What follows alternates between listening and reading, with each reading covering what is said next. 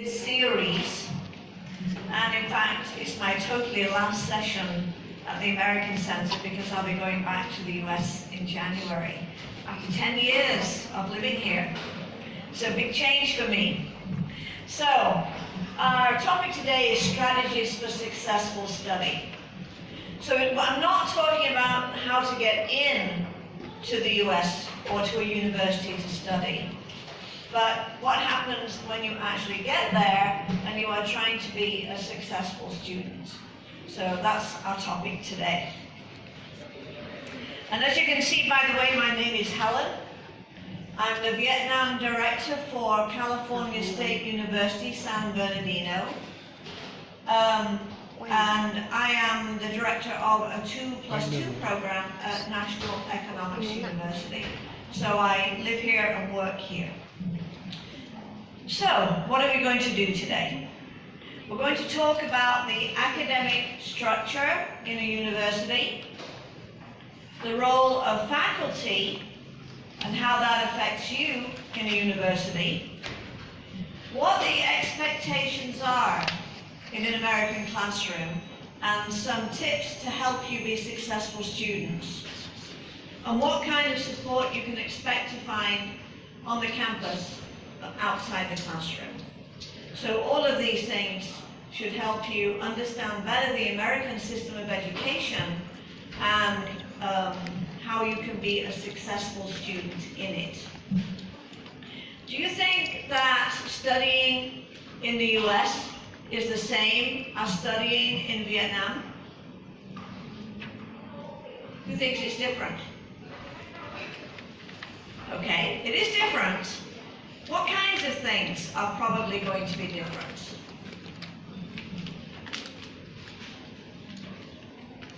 Give me some ideas. What will be different? Of course, the culture is different. But what else? Yes? I think the difference is education quality of education, okay. So you expect that the quality of education will be higher? Yes. Yes, okay. Anything else? What else might be different? Yes? I think that the US education is more, we have more practice. More? Practice activity. Okay, yes. So it's more practical, it's more active, it's more flexible, actually. Yes, we'll talk about all these things. Gosh, for some reason the chairs are so far away from me today. Well, I guess I'll do a lot of walking. Maybe I'll turn this around.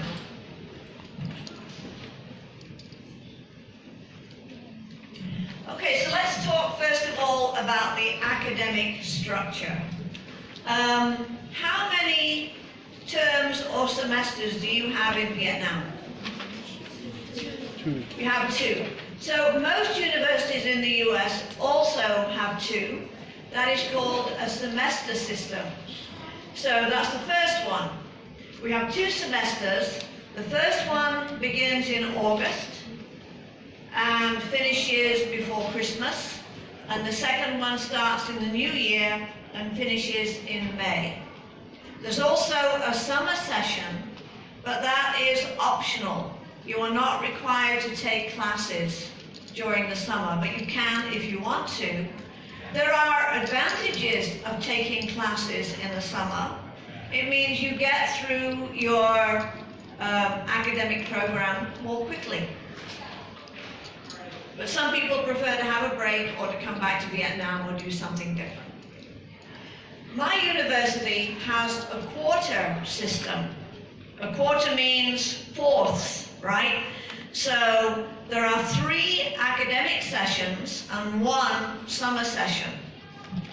So 3 quarter sessions equals 2 semester sessions for 1 academic year. So it's just organized differently. However, my university is changing in 2019 to a semester system. because apparently the majority of universities in the United States use a semester system, and not many now have a quarter system, just a few. So, major requirements. What is a major?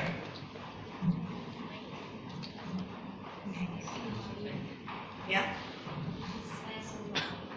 Okay, major has a lot of different meanings, but if we are talking about a university and I say to you, what is your major, what do I mean? What is your focus? What is your study program? For example, my major is business administration. My major is physics. My major is biology. Okay? So, major requirements. That means that you have to know what the requirements are for your major. And how do you know that? There is a lot of responsibility that is put on students in the US. You are supposed to know what your major requirements are. That's your job. Every university has a big book like this. This is the one from my university. And this lists all the courses and all the programs that are available at the university. It's very heavy. Most people don't want to carry this thing around. So nowadays, all universities have this information online. So actually, when you are checking out what university should I go to, very important to check the bulletin of courses to find out all about the courses you would take in the major you are choosing. So when you choose a major, a lot of your classes are going to be in your major, but you will also have to take a broad range of courses. This is the American system, that in the first 2 years, you are supposed to explore other areas of study. And then, if you decide, oh, I think I will change my major from finance to biology, you can. It's a very flexible system. That doesn't happen in Vietnam, right? All the students in the same year, in the same major, follow the same courses. So there's not much flexibility here, but there is lots and lots of flexibility in the United States. But you are required still to know what the requirements are for your major, and you have some choices about elective courses. An elective is a course that you choose. You should try to choose an elective that counts towards your major. You might be very interested in taking a course in art, which is good for your personal development, but is it good for your major? Maybe, maybe not. You always have to check. Every course that you take has a number of credits attached to it, and these can vary a little bit. The standard in a semester system is 4 credits, but you might have some courses that are more or less. When you graduate, you have to have a certain number of credits that you have completed successfully, and it's usually around something like 180 credits over 4 years. But that depends on your major and the university you are going to.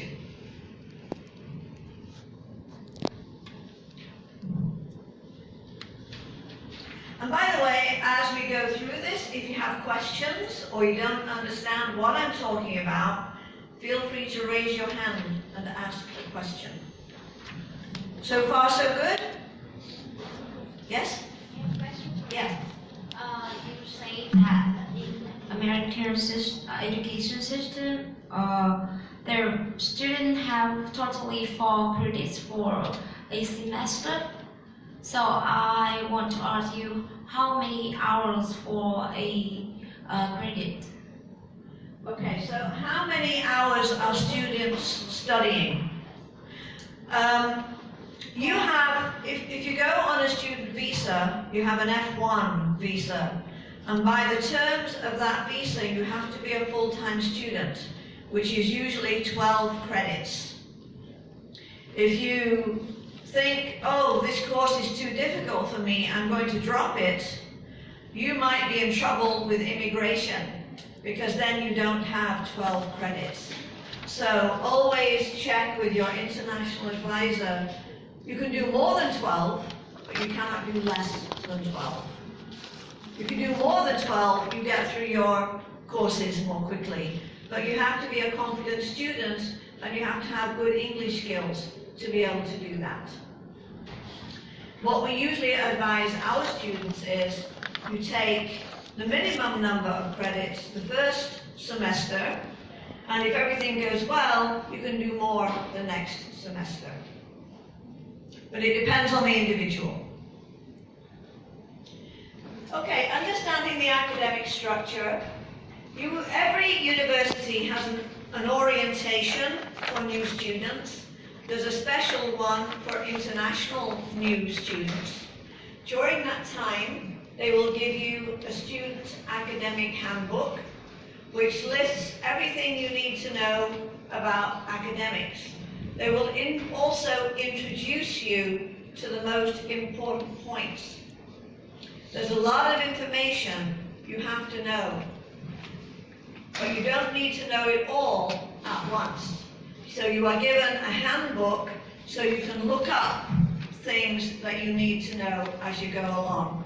It's really hard to remember everything. On the first day you arrive in the United States when you have jet lag and you are so tired and confused.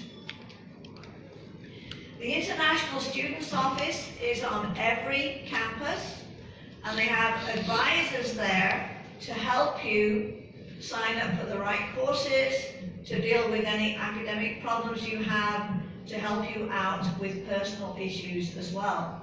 So this is the first place that you need to go to deal with any problems that you have. And they can then tell you if they can help you or if you need to go to somebody else. The International Students Office is also the place that issues your I-20. So if you have questions about visa, that is where you go as well. And of course, you always have to make sure that you are a full-time student and not a part-time student.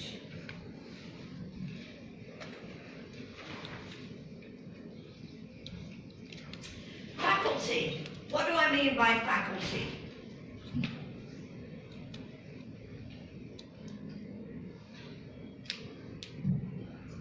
Teachers, the people who teach you are the faculty, and they are responsible for educating you and for whatever goes on in the classroom. And there are 3 different kinds of faculty members. The highest level are professors. These are people who have a PhD degree. So they have doctor in front of their name. So if a professor makes an introduction at the beginning of class and says, "My name is Dr. Jones," then Dr. Jones has a PhD, the highest level. There are also lecturers. Some of them may have a PhD. A lot of them may have a master's degree. And they tend to teach lower level courses. And they may be part-time faculty, not full-time faculty. And then, if you go to a state university, a lot of state systems use teaching assistants or international teaching assistants to assist with the teaching of undergraduates, especially during year 1 and year 2. So,